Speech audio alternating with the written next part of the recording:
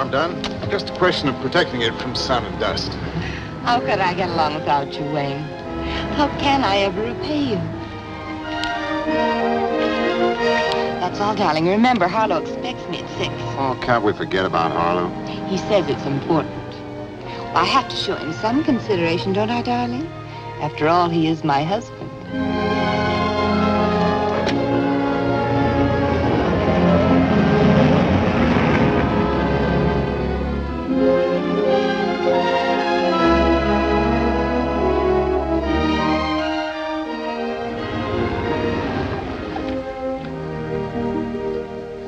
Harlow? Does your wife drive a yellow convertible? Used to be my convertible. She's here, right on time. Quite a stunning woman, too. You're sure you don't want her back? I don't want her back. I'd like to have the convertible. It's a good car. That her? Yes, Dad. You two stay in the study. Keep your fingers crossed. I'll yell if I need you.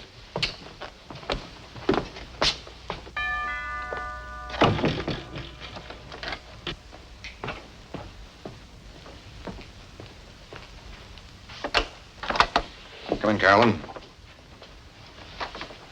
It was sweet of you to invite me. Well, what have you been up to these days, Harlow? Working? Care for martini? Love one. I've been reading about you in the newspapers lately. About me? About the Carolyn Grant Art Studio. One columnist in particular seems to be giving you quite a lot of free publicity. Writes for the Daily Chronicle. It's Wayne Vincent. Yes, the studio really owes a lot to Mr. Vincent. And not just from his plugs and his column either. You might call him a silent partner. Do you employ him? In a way, yes. As you know, art critics don't make much money. So on the side, for a small fee, Mr. Vincent helps me select the right paintings for the right prices. Carolyn, I'll get to the point. No doubt you're wondering why I asked you here. Naturally. I want a divorce. Harlow, I seem to recall a certain day, almost 2 years ago, when you and I agreed that our temperaments just wouldn't make for a happy marriage. At that time, I suggested divorce myself. You were the one who wanted this arrangement for living separately. Well, it seems simpler that way. Besides, I never dreamed I'd want to marry again. Sounds like you're in love. Can you think of any reason why I shouldn't be? Yes, I can think of one reason. What's that? You're already married. That's why I'm asking you to divorce me. But Harlow, I'm quite happy with our present arrangement. You know, I've been reading the papers, too. Your company seems to be expanding by the day. Now, why should I agree to a set alimony when under the present arrangement, my own income expands with yours? We're not living together. Yet I pay the bills as if we were man and wife. We are man and wife. Perhaps you're lonely, darling. Perhaps you'd like me to move back with you again. Perish the thought. The only way you can perish that thought is to pay for it. I am paying for it. And you'll continue to pay for it on the 1st of every month. Carolyn, when a man pays for his freedom, he'd like to enjoy that freedom. But Harlow, the courts don't allow two parties to just agree on a divorce. Why, it's done all the time. Well, it won't be done this time. I have no intention of suing you. You'd look pretty silly in court, Harlow, darling, trying to tell the court you'd like a divorce just so you can marry somebody else. Suppose I offer you the same percentage in the future that you're getting now. But that doesn't make sense, dear. Why should I even bother with a divorce if I can't better my present arrangement? How much better do you want it? Same percentage plus $200,000 cash settlement. 200? Where would I get that? I'd have to sell half the firm. Why don't you sell your father's half? He's getting old. It's time the old buzzard retired anyhow. Why?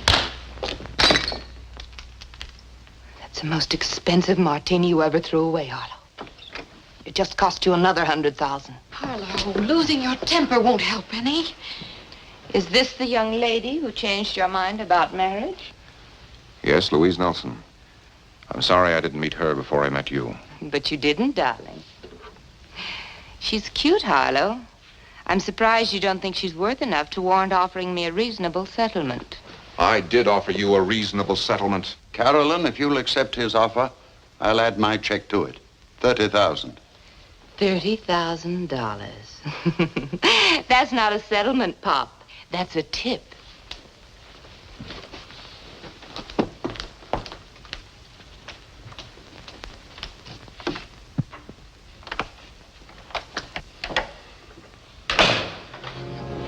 Harlow, things could be a lot worse. Suppose you had to live under the same roof with her. I might wind up killing her. Don't say that. Don't even think it. Well, you can't blame him for thinking it. Any way you look at it, that woman's a witch. And no matter how you spell it.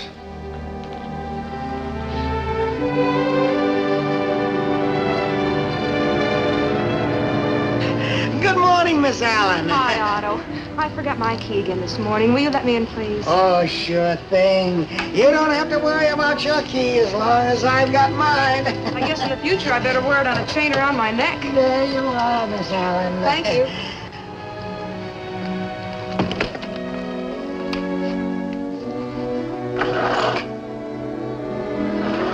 Carolyn, it's me.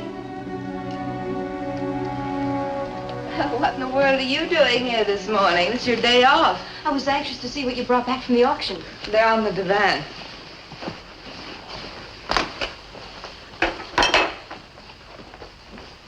Oh, it's lovely. Who did it? Young chap just out of art school. Mr. Vincent heard about him on his last trip to San Francisco. We got it for $75. Mr. Vincent thinks we can sell it for $300. Carolyn, it's an Albert Rene. Huh? For only $500. Must be worth 1,000. Listen to what art critic Wayne Vincent writes about us today. Your columnist has just learned that the Carolyn Grant studio out Beverly Hills way will next week show a collection of Albert Rene originals, which should create quite a stir among art lovers. One painting, a seascape of realistic tone and color, is rumored to be one of Rene's best. We shall be eager to study this fine painting, which Rene has so aptly called Gray Sea at Dawn. With a review like that, you should sell it for more than 1,000. $1,600.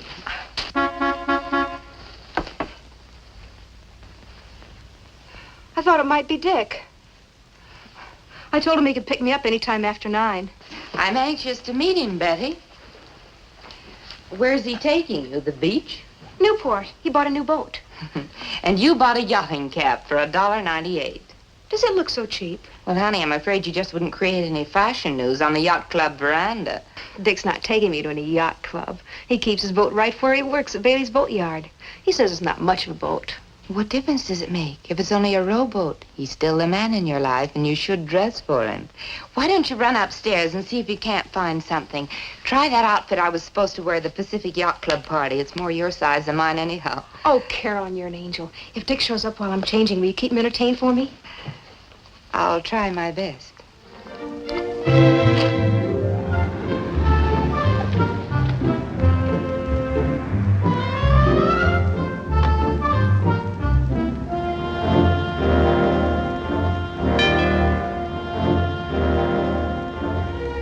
Carolyn?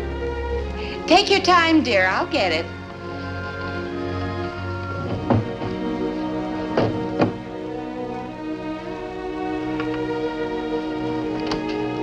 Come in. Oh, hello. I'm Dick Sawyer. Betty said I could pick her up any time after 9. Come in, make yourself comfortable. She'll be down in a few minutes. I'm Carolyn Grant. Won't you sit down? Glad to meet you, Mrs. Grant. The name's Carolyn. Can I get you something to drink? Oh, nothing, thanks. Betty tells me you bought a new boat. What kind of a yacht is it? Sail or power? Well, in the first place, you can hardly call it a yacht. The guy I bought it from's a fisherman. It's a 30-footer. Needs work, but the engine's in good shape. Does it have a cabin? Sure. A couple of bunks, head, galley. In fact, as soon as my rent's up, I'll start living aboard. What does your prospective wife think about living aboard a boat? Betty doesn't go for it at all. We'll spend a honeymoon cruising around the island, but After that, we'll just be using the boat on weekends. Betty wants to find a little house someplace. So marriage strands the sailor on the beach. Well, I'm not the first sailor to get himself beached. Betty's a wonderful girl. I'm happy for you both. Let's talk about the boat some more. Is there any chance you might take a lonely girl for a sail someday? Sure. Why don't you drive down the harbor with Betty sometime? With Betty? I'd feel like an intruder. There's an old saying, you know, two's company and three's a crowd. Maybe when I'm going down to Laguna one day, I could stop by Newport for a few minutes, just to look the boat over. Oh, sure. Captain Sawyer?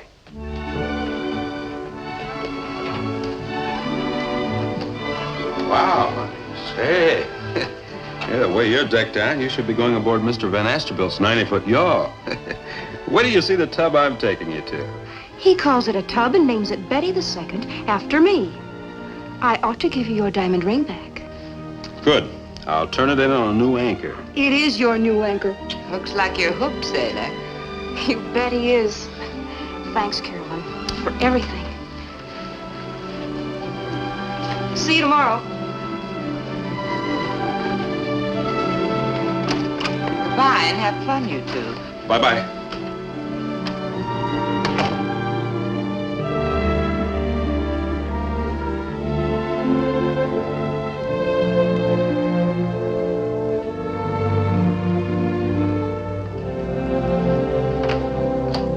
Come on in, honey. Be with you in a minute. Be thinking about where you'd like to have lunch. Almost any place is fine, dear. Tell me, what did your attorney have to say? Nothing we don't know already. Carolyn's price for divorce is blackmail. Robbery, call it whatever you like. It's legal when a woman calls it alimony. How about you divorcing her? No grounds. The best solution so far has come from Dad. What was that? He's offered to pay Carolyn's price himself. $300,000. How could he? By following Carolyn's suggestion, selling his interest in the company. Oh, Harlow, that company's been his whole life. Well, you couldn't accept a sacrifice like that from him. I know I couldn't. Thanks, honey. I was hoping you'd say that. We'll think of something. I don't know what, but something. I'm going to see her attorney this afternoon.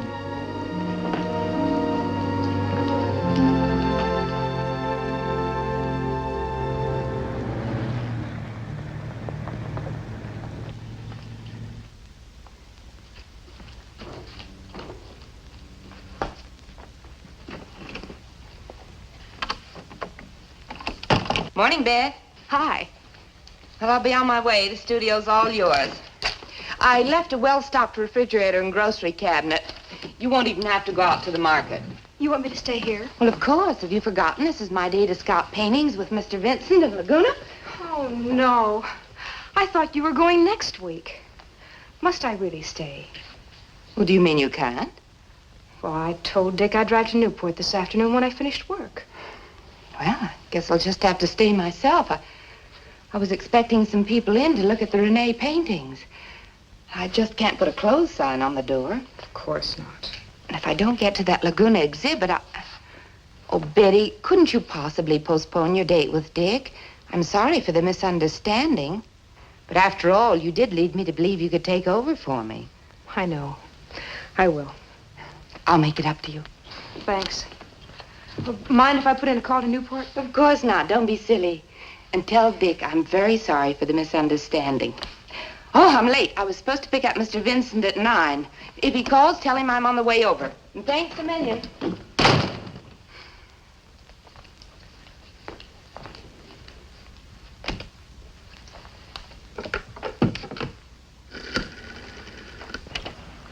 Well, that's sure tough, hon, but what can we do about it?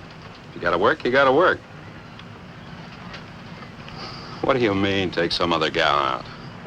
Oh, I might take the boat out for a few hours, maybe fish a little. But if I go, I'll go alone. What's that?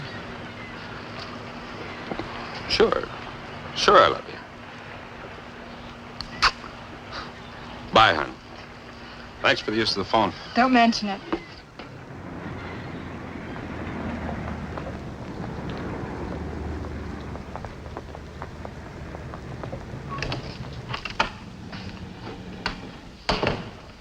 Hi, Mr. Vincent. Morning, Betty. Isn't your boss on the job yet? Why, she left here at least a half hour ago. Left for where? For your place. She thought you'd be waiting for her. Well, there seems to be a bit of a mix-up. Do you mind telling me why she thought I'd be waiting for her?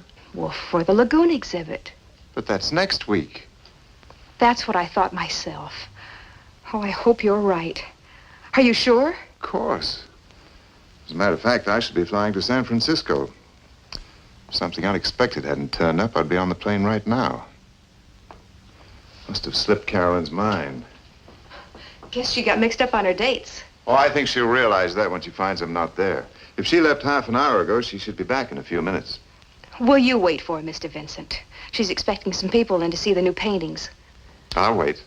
Thanks a lot.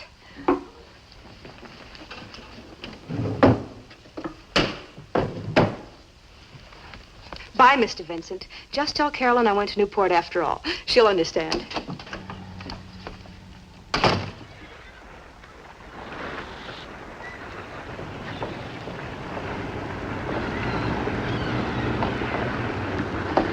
Hello.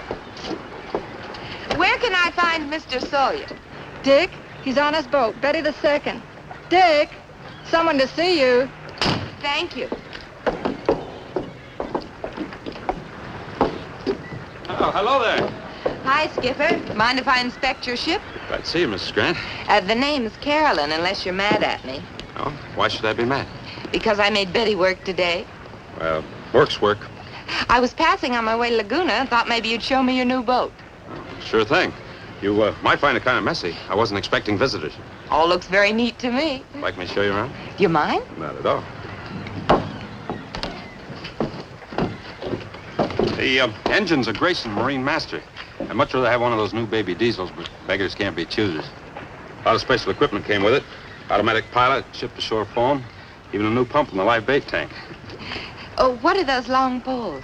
Outriggers. They keep your lines from fouling when you troll. Troll? I guess I'm pretty stupid, Dick. I don't know what that means either. Well, you run your fish lines out over the end of the poles, and swing the poles out to each side of the boat, and then throttle down the slow speed, keep chugging along, you catch a fish. I hear there's a big run of albacore outside the harbor right now. I'm going out and see if I can't catch a few. Oh, I'm sorry that I'm keeping you from fishing. I'm in no hurry. Anybody going with you? Well, Betty was. Until I was mean enough to make her work. Would I be even meaner if I replaced Betty on this fishing jaunt? How long do you expect to be out? Oh, a few hours, I guess. Mind if I go along? Well, not if you don't mind getting salt spray all over your clothes. There's quite a chop in the channel today. I don't mind, not if you'll teach me how to catch albacore. When do we start? It's as easy as this.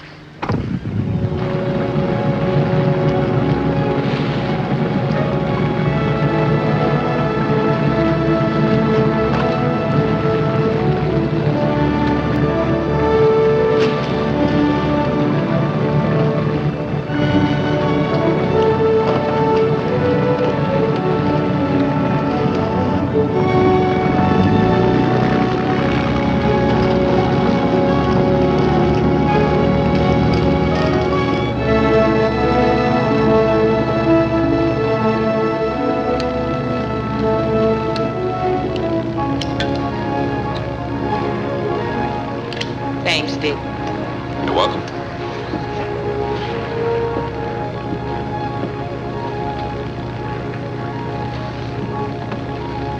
You know what I've been thinking, Dick? What's that? That I'm guilty of a complete breach of yachting etiquette. Why didn't I bring a bottle of champagne? It's customary, isn't it, with a new yacht? Well, for a new yacht, maybe, but for a tub like this, you just bring along a can of beer. I didn't even bring that. How are we going to toast the new boat? Well, if you want a toast, there's a bottle of bourbon in my first aid locker. I keep it there in case a snake bites. Help yourself. You'll also find ice and glasses. Just scout around below. Be right back, Captain.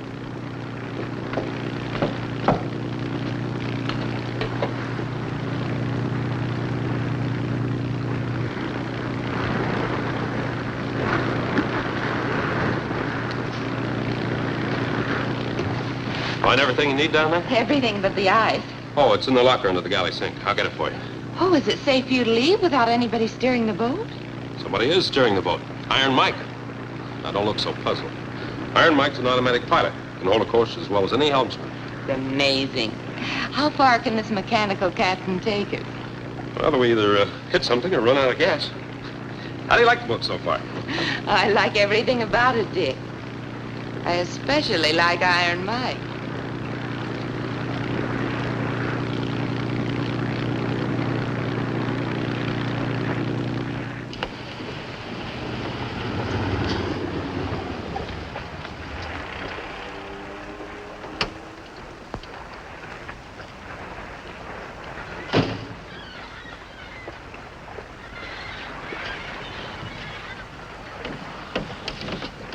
Virginia?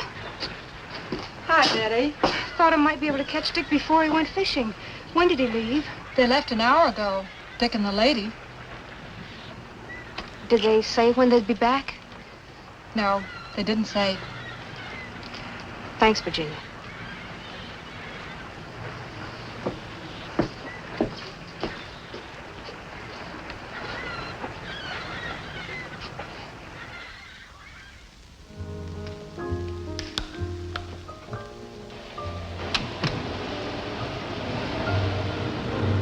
I'll park it, lady. About how long do you think you'll be? Only a couple of minutes. We're picking someone up. Can I just leave it here? I'll be fine, miss. I'll bring him right out, Louise.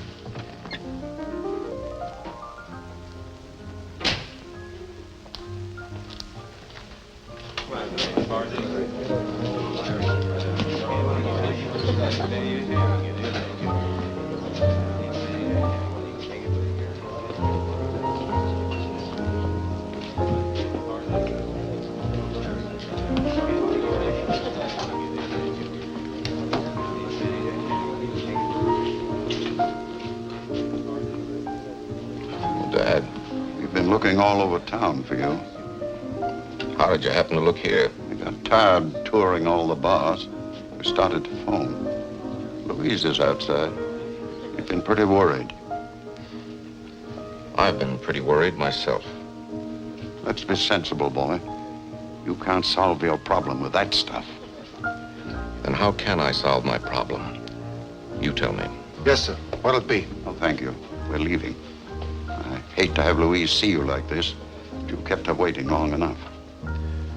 You said it, Dad. I have kept her waiting long enough. Oh, let's face it. Carolyn isn't going to give me a divorce. We all know it. Can I ask a girl like Louise to wait forever? You know I can't. The sooner she gets out of my life, the better. For her, I mean. Did you see Carolyn's attorney? Why do you think I'm sitting on this bar stool? Was Carolyn there, too? Out of town. Maybe it's a good thing she wasn't there. I might have kicked her teeth in. What did her attorney say? Same thing. Divorce on Carolyn's terms or no divorce at all. First thing in the morning, I'm going to hire private detectives to watch her day and night. We'll get something on that woman, even if we have to frame it ourselves. Now finish your drink and let's go. I'm not going. Why not? I'm going to sit right here and drink myself blotto. Where's your car? The parking lot. No one will steal it. I locked it. I'm not afraid of anyone stealing it. I'm worried about you driving it. Give me your keys. Dad, I know what I'm doing. Do you? I wonder.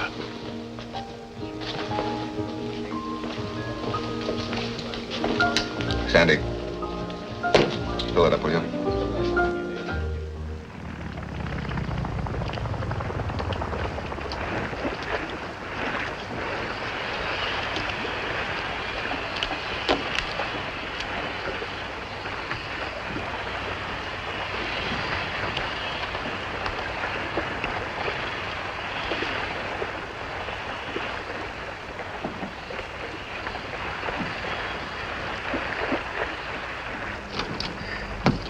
Thanks, Dick. It was wonderful. Glad you enjoyed it.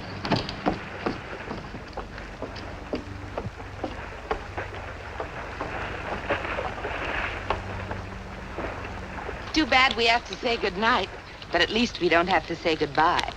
Don't we? There's a dinner dance at the yacht club next Saturday night. It's formal. You'll have to wear a tuxedo. But it'll be a grand time, Dick, just for the two of us.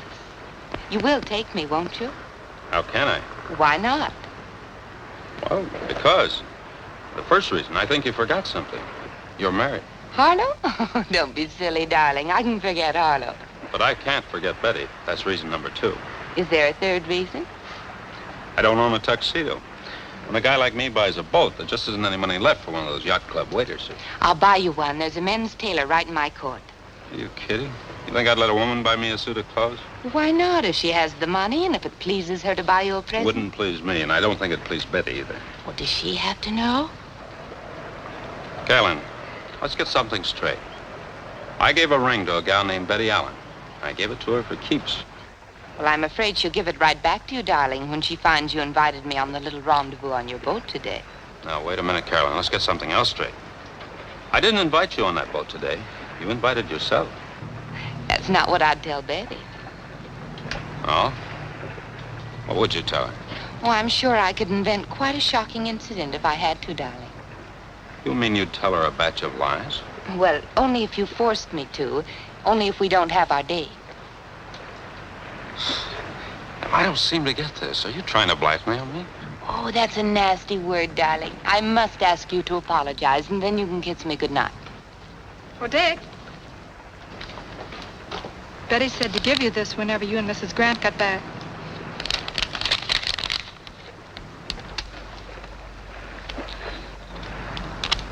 But why, Virginia? She knew I was going fishing. She waited till after sundown. Maybe she thought you and Mrs. Grant were gone a little too long for just fishing. See you in the morning, Dick. Just a ring. No message. If you want a woman's opinion, the ring is message enough. Now I'm really in a jam. Look, Carolyn, will you help me straighten this thing out with Betty? Of course I will. If what? If you don't forget about our date Saturday night, will you pick me up about 7? Look, you must be kidding. How can I fix things up with Betty if I take you out? What's Betty going to do on Saturday? Oh, I'll see that she has to work at the studio all weekend. Kiss me goodnight. Carolyn. You know, I spent 6 years in the Merchant Marine. And I ran into an awful lot of no-good women in just about every part of the world.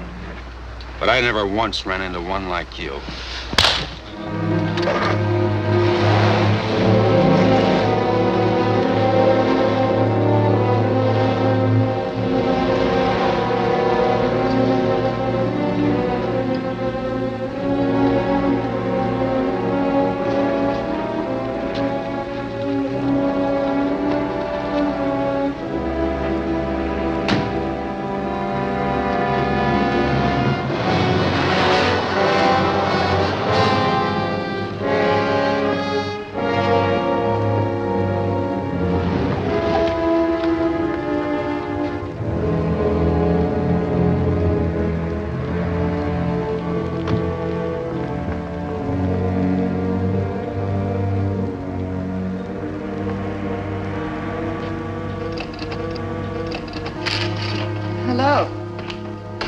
Worried, darling. Where were you?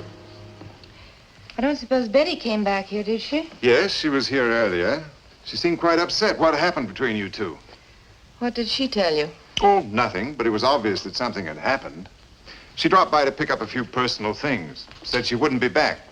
That she was quitting her job.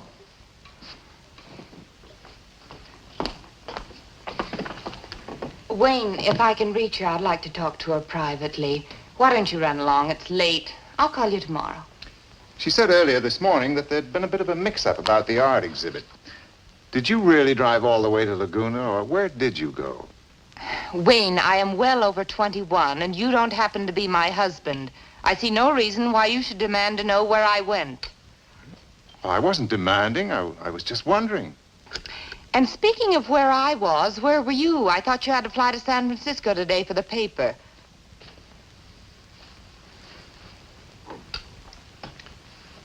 Carolyn, I've got some bad news for us.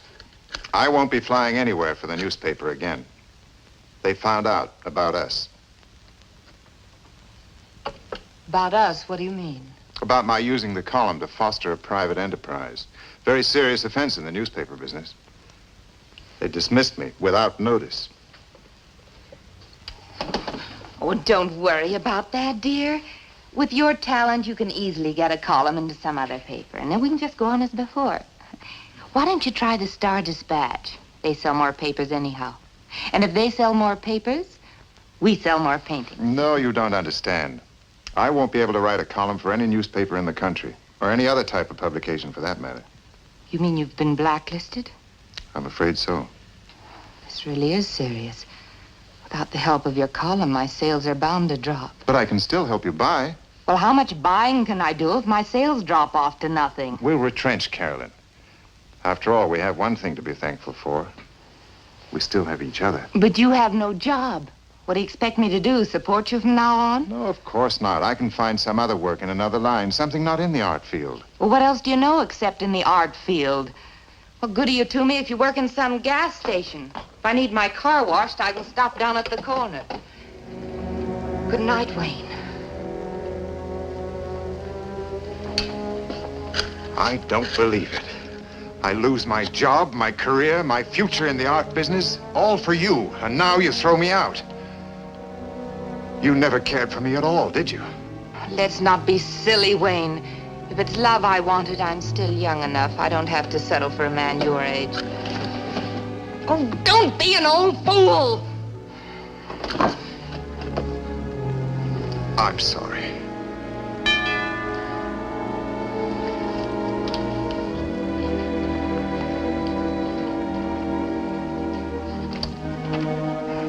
Come in. Could I speak to you alone, Mrs. Grant? Oh, yes, of course. Mr. Vincent was just leaving.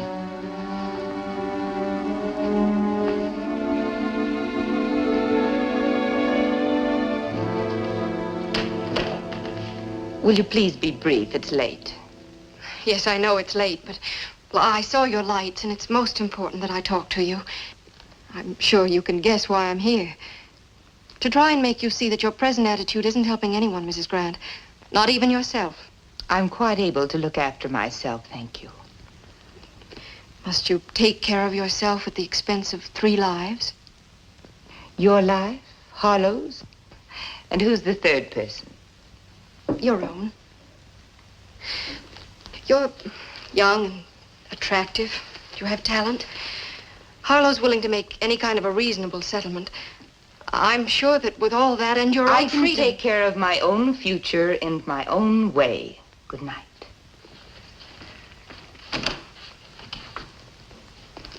You'll regret this, Mrs. Grant. Am I to take that as a threat? Take it any way you like.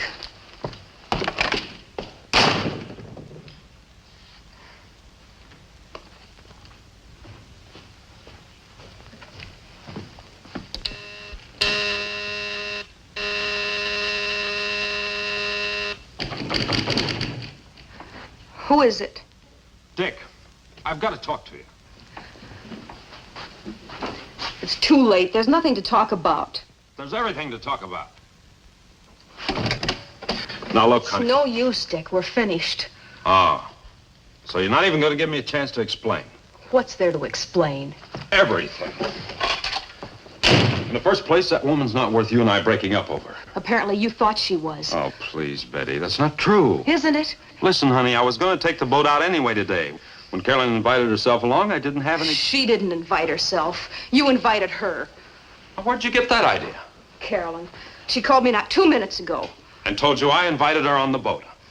She also told me you invited her for a weekend at the island. Of course, invited might not be the right word. Honey, that woman's an out-and-out liar. I didn't invite her any place. Do you expect me to believe that? Sure I do. Are you going to take her word against the word of the man you're engaged to marry? The man I was engaged to marry. Just leave, Dick, and please don't ever come back. Maybe there's still a chance for you to lure Carolyn on your boat again. And no doubt you can. I know Carolyn. Yeah, but apparently you don't know me. If I ever get her on that boat again, it's going to be for one purpose only. To shove her overboard right in the middle of the Pacific Ocean.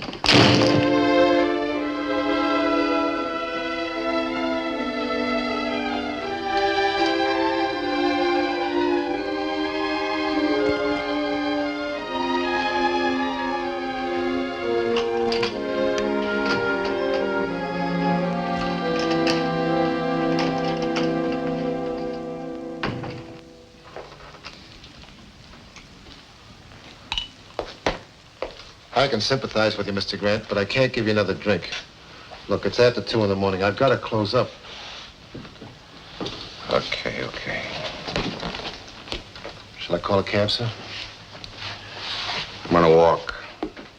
If I'm able. You won't try to drive, will you, sir? I can't drive. Boy, did I get plastered tonight. I can't say as I blame you, Mr. Grant. That wife of yours is half the louse you say she is. It's enough to make a man want to... You're absolutely right. With a dull knife. Don't do it, Mr. Grant. No woman is worth a man going to the gas chamber for.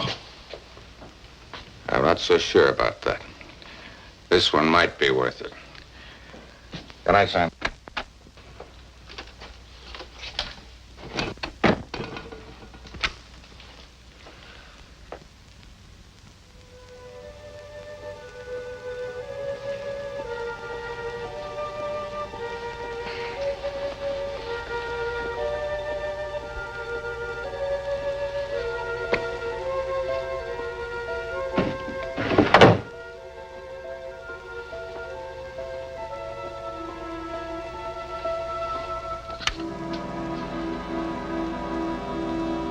Betty, is that you?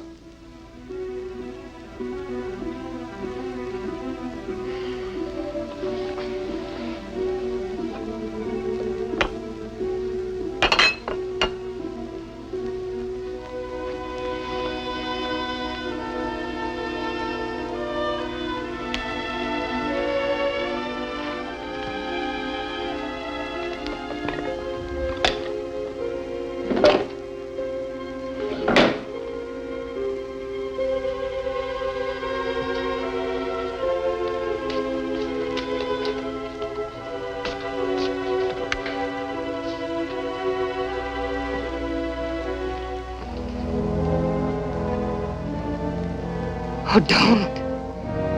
Don't! Oh, don't do it!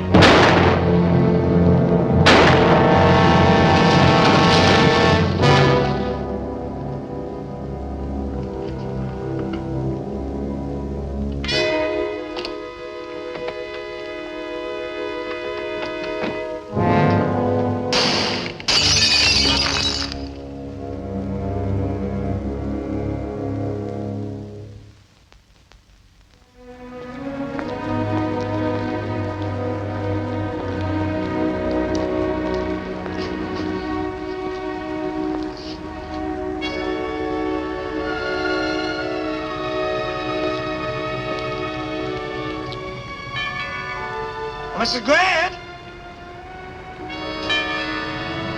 Mrs. Grant! It's Otto!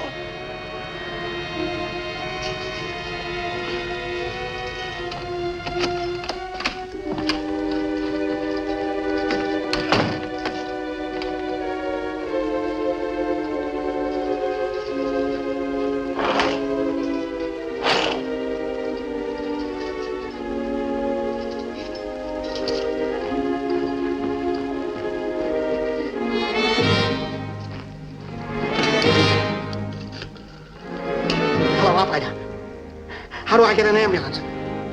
Yes, it's an emergency.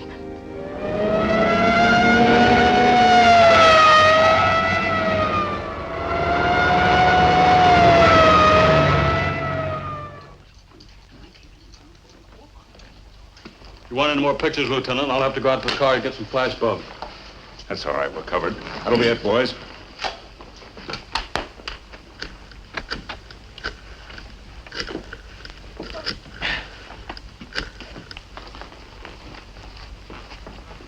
Hello, this is Lieutenant Colton. Put me through to Captain Hostetter homicide. Teddy, here's the score.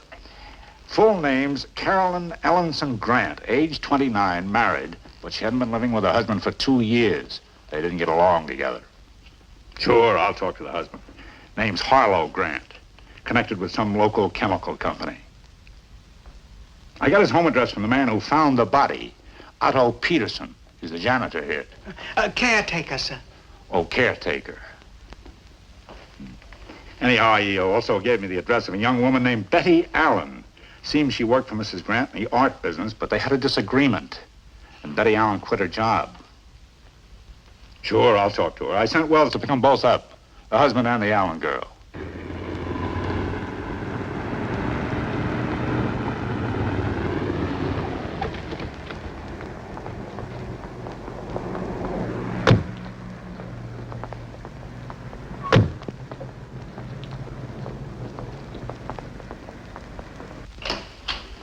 Wells just coming in. I'll call you back.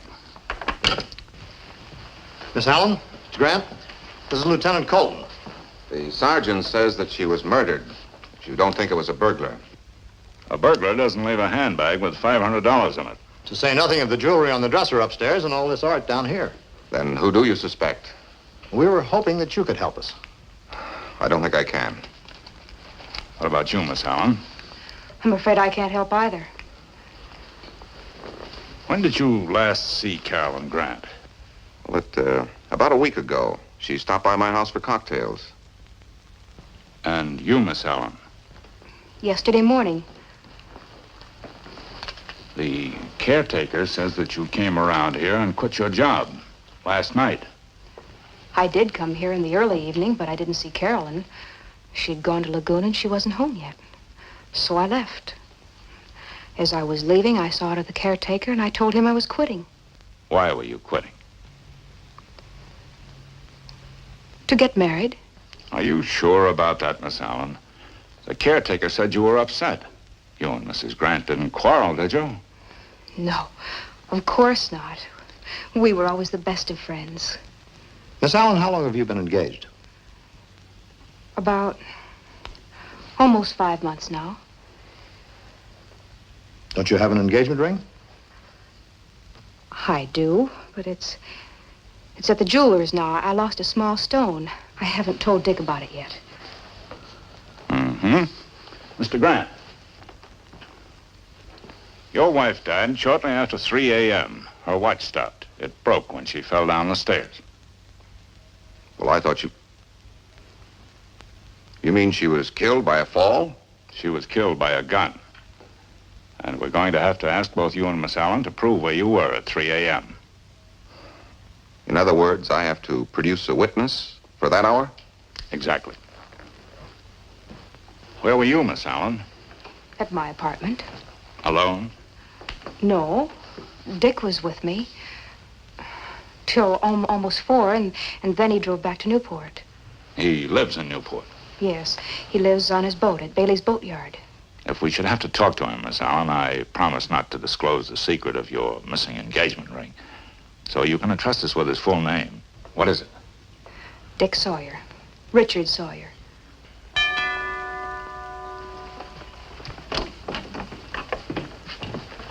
I'm Wayne Vincent. I've been a friend of Mrs. Grant's for quite some time. This is quite a shock. I stopped by to see if she'd have breakfast with me, and I saw the police cars outside. The caretaker told me what had happened. When was the last time you saw Mrs. Grant? Last night. Where?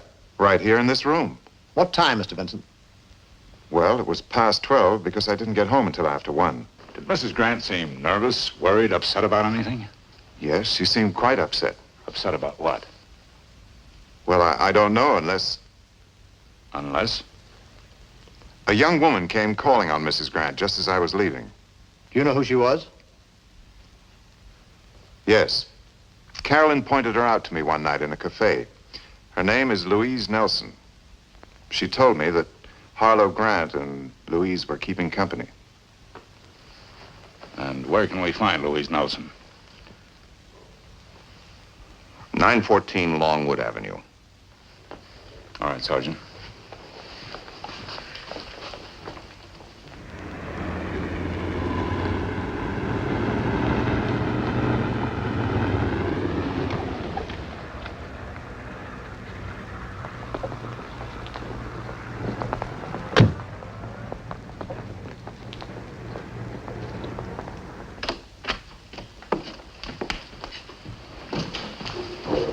Lieutenant's upstairs.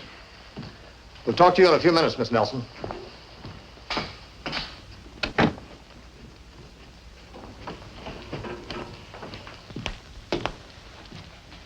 Find anything? I wish I could. Did you find that Nelson girl? Yeah, she's downstairs. And guess why she came calling on Carolyn Grant last night? It seems that Louise Nelson and Harlow Grant have been wanting to get married. But Mrs. Grant wouldn't go for the divorce, except on her terms. What terms? Half of Grant's income plus $300,000 cash. He couldn't pay it? He wouldn't if he could. Let's talk to her.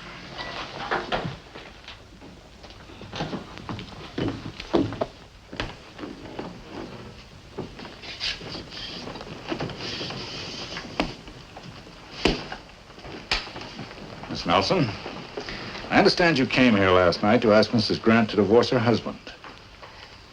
Well, yes. What time did you leave? Well, I don't remember the exact time. It was after midnight. She put me out almost as soon as I came in. Were you angry? That woman would make anyone angry, Lieutenant. She was greedy and vicious.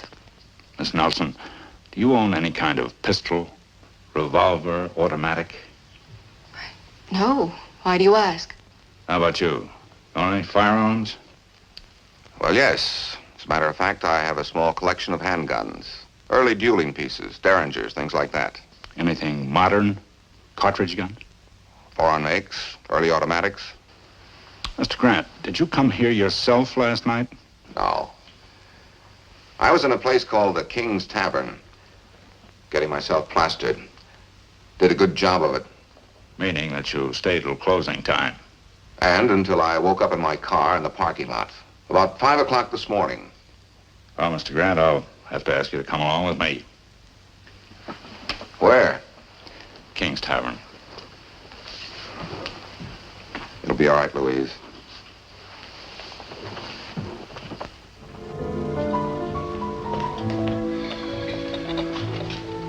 I can use this. Thanks a lot, Sandy. All right, Mr. Grant, my pleasure. Mr. Grant says he left after you closed up. After that, he went out to the parking lot and fell asleep in his car till 5 in the morning. Can you verify that? Well, I can verify he left here a little after 2. As for the parking lot, how would I know? I leave right after I lock up. How about the parking attendant? Oh, he goes home as soon as we close. Look, Lieutenant, I was in no condition to drive when I left here last night. So I went out in the car and slept it off. But nobody saw you between the hours of 2 and 5. What kind of a mood was he in? Happy drunk, sleepy drunk, fighting drunk? What? Well, I guess you'd call it a bitter drunk. Seems this wife of his, this Carolyn Grant, she wouldn't give him a divorce. Now, wait a minute. How do you know that? Well, you spent half the night bending my ear about it, Mr. Grant. Boy, I must have been drunk. I don't remember. Do you, by any chance, remember driving over to Carolyn Grant's studio at 3 a.m.? Look, I told you before. I didn't drive anywhere last night. Where did he say he was going after he left? He didn't say. All he said was... Said what? Well, I guess he was kidding. Kidding about what? About getting rid of his wife. With a dull knife. Sandy, I might have said it, but I didn't mean it. Oh, I know that, Mr. Grant. What else did he say? Well, when I told him that no woman was worth the man going to the gas chamber for, he said, I'm not so sure. Maybe this one is worth it. Was his wife killed with a dull knife? With a gun. Let's get down and take a look at your collection, Mr. Grant. I may want to show it to a friend of mine downtown. He's quite a collector himself. Works for the police department. Bureau of Ballistics. That's fine. Call me again. Yeah. What's the report from ballistics? Carolyn Grant was killed with a .25 caliber automatic, German make, pocket Mauser. Fires a special cartridge. Very few of them in the country. Sounds sort of like a collector's item. I never owned a gun like that in my life. You could be telling the truth. How do we know? We haven't found the murder weapon yet. Do you still intend to hold me? Yes, for further questioning. You had a motive. You can't prove where you were at the time the crime was... Homicide, Hostetter. Who? Say that again. Yeah. Oh, we'll be over at the DA's office in a few minutes, thanks. Well, how do you like it?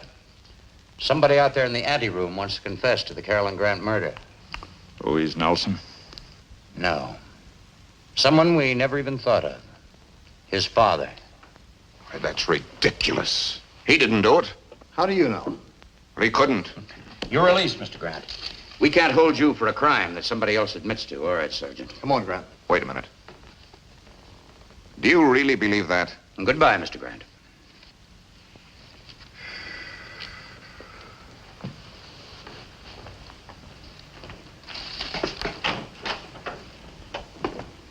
Do you believe it? I doubt it. But maybe if we give Harlow Grant enough rope, he'll hang himself. Let's go to the DA's office.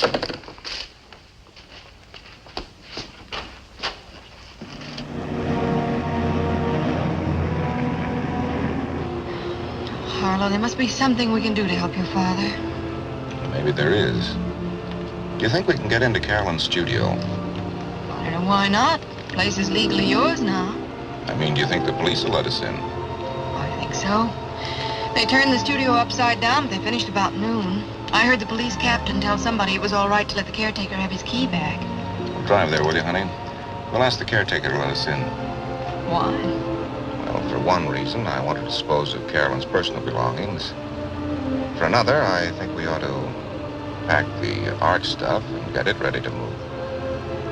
Both of those reasons are honest enough. They ought to be good enough for the caretaker. What's your real reason for wanting to go there? Blind hope. I found you another box, Mr. Grant. Thanks, Otto. I don't think we'll need it. We've packed all the art goods, and I'll put Mrs. Grant's clothing in her luggage. Otto, who else had a key to this door? I mean, other than Mrs. Grant? Well, me, of course. And then there was Betty Allen. She worked for Mrs. Grant. But she quit her job over the weekend. Didn't she turn in her key? Not to me, she didn't. Well, does anybody else have a key? Not that I know of. Well, what about Mrs. Grant's business partner? Didn't he have a key? Oh, Mr. Vincent? No. Mrs. Grant always let him in. Or Betty Allen. He only came around when they were here. Where can I find Betty Allen now? Where did she live, you mean? I don't know. She had an apartment on the same street with Mr. Vincent. He used to drive her home sometimes, before she bought a car. Maybe I can get her address from Mr. Vincent. Do you know where he lives? Yes, the Las Flores apartments on the corner of Highland and Holly Terrace. Thanks, Otto. We'll call you if we need anything further. Always glad to be of any help. You know, my blind hope gets better every minute. Honey, run up in Carolyn's room and close the door. What for, dear? Never mind, run along.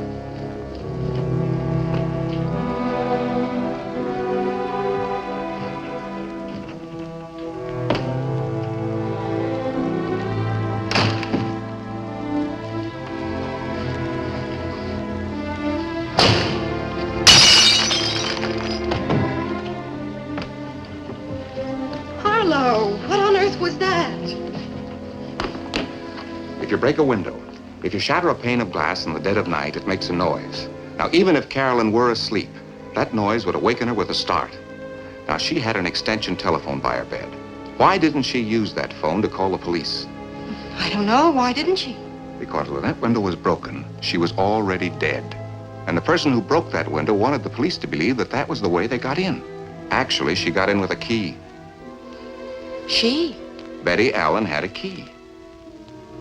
What was her motive? She said she and Carolyn parted the best of friends. She might have been lying. But she also had an alibi. She was with her boyfriend at the time of the murder. She might have been lying about that, too. She said her boyfriend lived on his boat in Newport. No sense in wasting a drive if neither of them happen to be there. Operator, I'd like some information on a number in Newport. Bailey's boatyard. Dick Sawyer? No, his station wagon's not here. I think he had to drive to town. Do you happen to know if a Miss Betty Allen is with him? Betty? Oh, no. She wouldn't be with Dick, not anymore. They broke up. They what? Well, when did that happen? Carolyn and Betty Allen did have a fight. And guess why? No, thank you. No message. Carolyn busted up Betty Allen's engagement to Dick Sawyer. I thought this Allen girl told the police that she and Carolyn got along fine. Oh, she lied. I wonder who she's covering up for, herself or her boyfriend. I'll ask Wayne Vincent where she lives. I'll go with you. No, honey.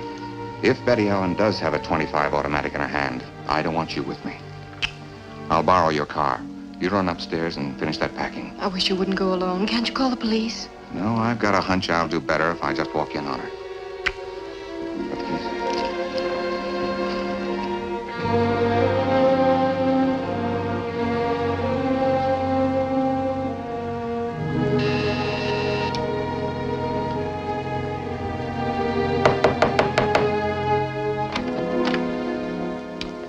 Hello, Grant. I was wondering how I might contact you. Oh?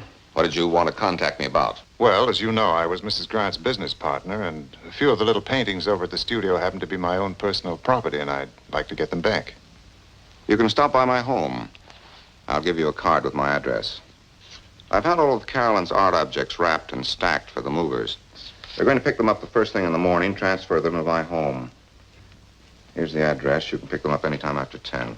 Thanks. Now, I'd like to ask you for an address. The caretaker at the art studio so that you might help me find Betty Allen. Oh, yes, she's at the Fairview Court. Naturally, I always think a man's innocent until proven guilty, but the last news flash I heard on my radio said that you were still being held as a suspect. Yes, I've been released. They're now holding my father. You mean for what happened to Carolyn? Oh, surely they don't think... They may think he's guilty. I don't. He only confessed because he thought he might get me off the hook. Your father confessed? His confession won't mean a thing when they start asking him to back it up. You see, in the first place, my father's never shot a gun. He doesn't even know the make or caliber of the murder weapon. But the police know? Well, from the ballistics report. They'll ask him where he got the gun, what the caliber was, what he did with the gun after he shot Carolyn. Dad doesn't know enough about guns to make his confession stick for even a day. You say that Betty Allen is at the Fairview? Mm-hmm. It's across the street, apartment 2C. Do you mind if I ask why you're going to see Betty Allen? You may ask. I don't have time to answer.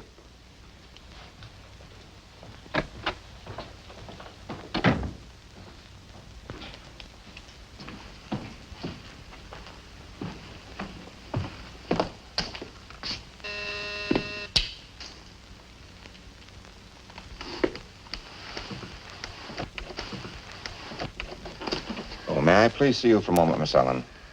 Well, I was expecting somebody. All right. I see you haven't gotten your engagement ring back from the jeweler's yet. That is the story you told the police, isn't it? Just what are you trying to imply? That your ring never went to the jeweler's at all. That you put it in an envelope, gave it to the girl at Bailey's boatyard, asked her to give it to Dick Sawyer when he returned from his little fishing trip with Carolyn. Are there any other lies you care to accuse me of, Mr. Grant? Lots more.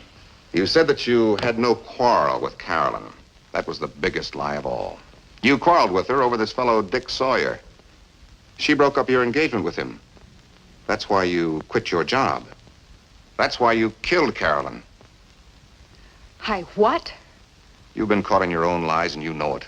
It's about time you started telling the truth. You did kill Carolyn, didn't you? Hey, take your hands off her. Dick. So you're both in on the murder.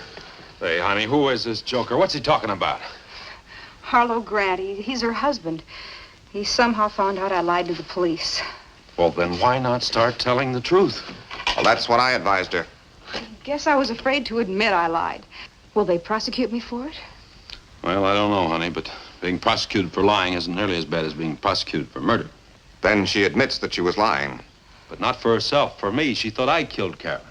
Oh, not really, Dick, but I did know you left here mad enough to do something. I tried to stop you. I talked to her on the phone from Newport a couple hours ago. We got the whole mess straightened out. And I can prove that I was back in Newport before 3 a.m. Then if neither of you killed Carolyn, who did? How do we know? Do you by chance know if any of Carolyn's friends or enemies owned a .25 automatic? Do you mean one of those little German guns? Or a Mauser? What makes you think I meant a Mauser? I guess because the only automatic pistol I ever saw happened to be a Mauser. Wayne Vincent gave one to Carolyn for a present. Then Carolyn could have been killed with her own gun. Did she give it to anyone, loan it? I don't think so. It was still there yesterday when I cleaned up the desk. She kept it in the desk. In the top middle drawer. Did you tell the police that Carolyn owned a .25 automatic? They didn't ask me if Carolyn owned a gun. They only asked if I owned one, and I don't. Then if Carolyn were killed with her own gun, whoever killed her knew where that gun was kept. Now, don't start accusing Betty. Other people might have known where that gun was kept. That's quite possible. The police will be interested in two facts. Betty knew where the gun was. She has a key to the studio. I don't have a key. I did have, but I left it there when I quit. You left it with the caretaker? No, I left it with Wayne Vincent. He stayed at the studio yesterday while Carolyn was supposed to be in Laguna. Then Wayne Vincent had a key last night. He had your key. I guess so, unless he gave it to Carolyn or to the caretaker.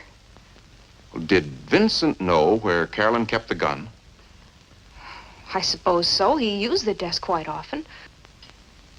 Wayne Vincent had a key. He also had access to the gun. Can you think of any reason why he might want to kill Carolyn? Not unless she messed up his life. Like she almost messed up ours. Well, thanks for everything. Thanks a lot.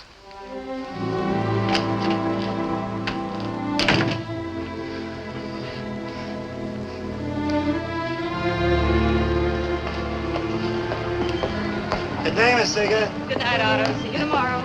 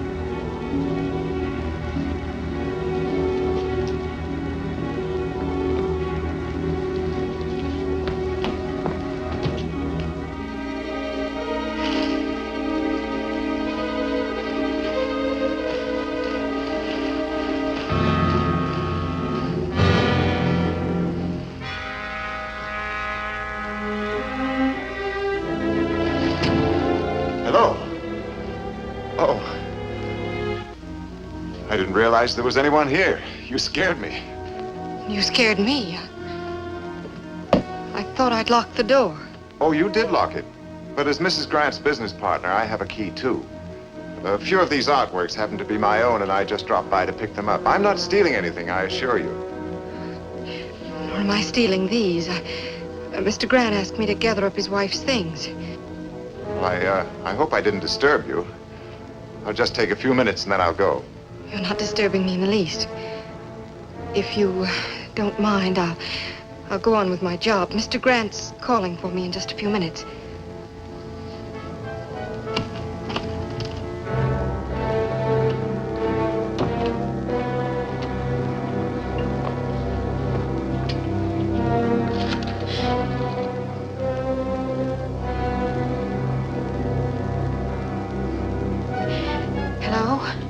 Hello, operator.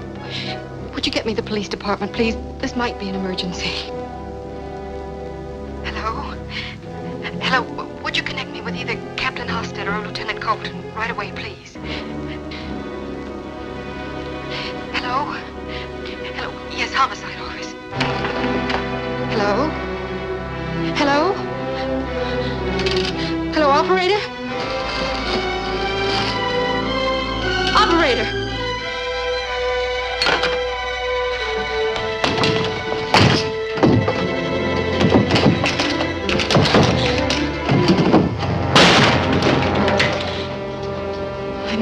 I meant it when I said Mr. Grant will be here any minute. My car's outside. If we should meet him, remember this will be in my pocket. Tell him to get into the car with us. He can drive. If we don't meet him, you can drive. Where? I'll decide the destination. Tell him you'll be right down. Hello, don't come in!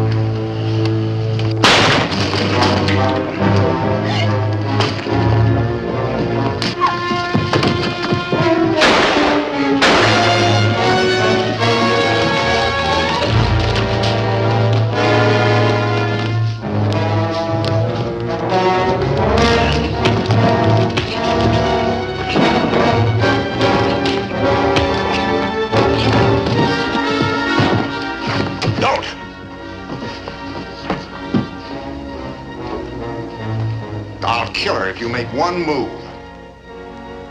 She's standing right where Carolyn stood. Do you want to see her fall down the steps like she did?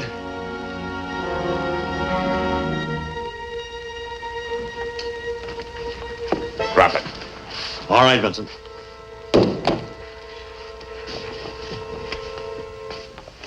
Well, look what Santa Claus brought us. Exhibit A. He took that gun out of his pocket and hid it in one of the packing cases. I was on the balcony. He didn't see me. He put the gun in one of the boxes because I was dumb enough to tell him that the boxes were being delivered to my house. Why? Because he knew that the Grant family was already in hot water. And planting the gun on the Grants would drown them. You fellas sure got here at the right time. A guardian angel must have sent you. Your guardian angel goes under the name of Captain Hostetter. He's had us tailing you ever since you were released. You follow us down to headquarters. Yeah, I'll be with you in a minute.